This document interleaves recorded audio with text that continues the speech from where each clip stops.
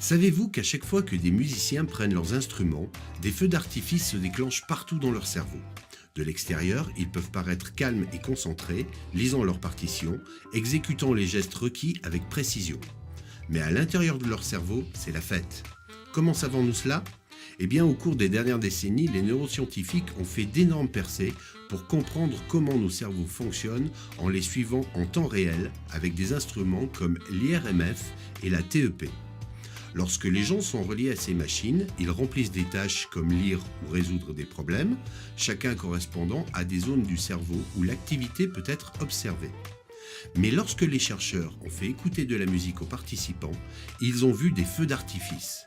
Plusieurs zones de leur cerveau se sont illuminées en même temps, tandis qu'ils traitaient les sons, les décomposant en éléments comme la mélodie et le rythme, puis en les agrégeant en une expérience musicale unifiée. Et notre cerveau fait tout ce travail en une fraction de seconde, entre le moment où on entend la musique et le moment où on commence à taper du pied. Mais quand les scientifiques sont passés de l'observation des cerveaux d'auditeurs à ceux de musiciens, ils sont passés de feux d'artifice sympas à des explosions grandioses. Il se trouve qu'écouter de la musique engage le cerveau dans toutes sortes d'activités intéressantes, mais jouer de la musique provoque une sollicitation complète du cerveau.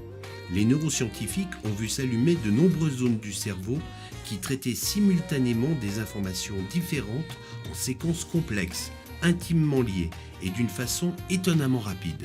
Mais qu'y a-t-il de spécial avec la musique qui rend le cerveau si alerte? Les recherches sont relativement récentes, mais les neuroscientifiques en ont une assez bonne idée. Jouer d'un instrument engage en même temps presque toutes les zones du cerveau, en particulier le cortex visuel, le cortex auditif et le cortex moteur. Et comme avec tout type d'entraînement, une pratique méthodique et structurée renforce ces fonctions cérébrales, nous permettant d'appliquer cette force à d'autres activités. La différence la plus évidente entre écouter de la musique et la jouer est que cette dernière nécessite de la motricité fine, qui est contrôlée par les deux hémisphères du cerveau. Cela combine aussi bien la linguistique et la précision mathématique, dans laquelle l'hémisphère gauche est plus impliqué, avec la nouveauté et la créativité, dans laquelle l'hémisphère droit excelle. Pour toutes ces raisons, on a trouvé que jouer de la musique augmente le volume et l'activité dans le corps calleux du cerveau, qui est la commissure entre les deux hémisphères cérébraux, permettant aux informations de circuler plus vite et par des routes plus diversifiées. Cela permettrait aux musiciens de résoudre des problèmes plus efficacement, de façon plus créative dans le cadre social et dans le cadre académique.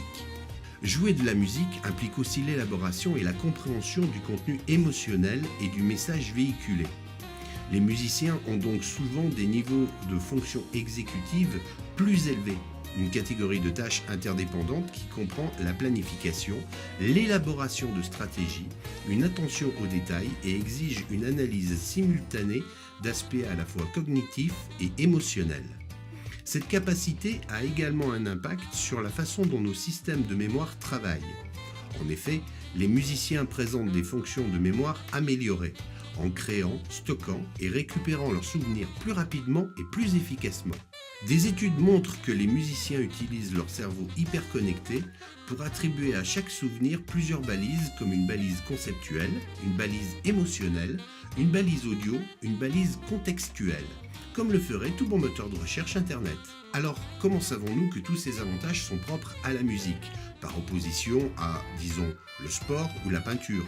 Les personnes qui se lancent dans la musique seraient-elles plus intelligentes au départ?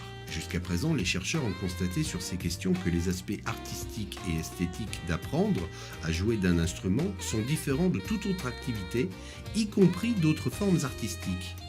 Et plusieurs études sur des participants pris au hasard, avec les mêmes capacités cognitives et neurales au départ, ont constaté que ceux qui ont suivi un apprentissage musical ont montré des améliorations dans plusieurs régions du cerveau par rapport aux autres. Cette recherche récente sur le bénéfice mental de jouer de la musique a fait progresser notre compréhension des fonctions mentales, révélant les rythmes intérieurs et les interactions complexes qui composent l'orchestre incroyable de notre cerveau.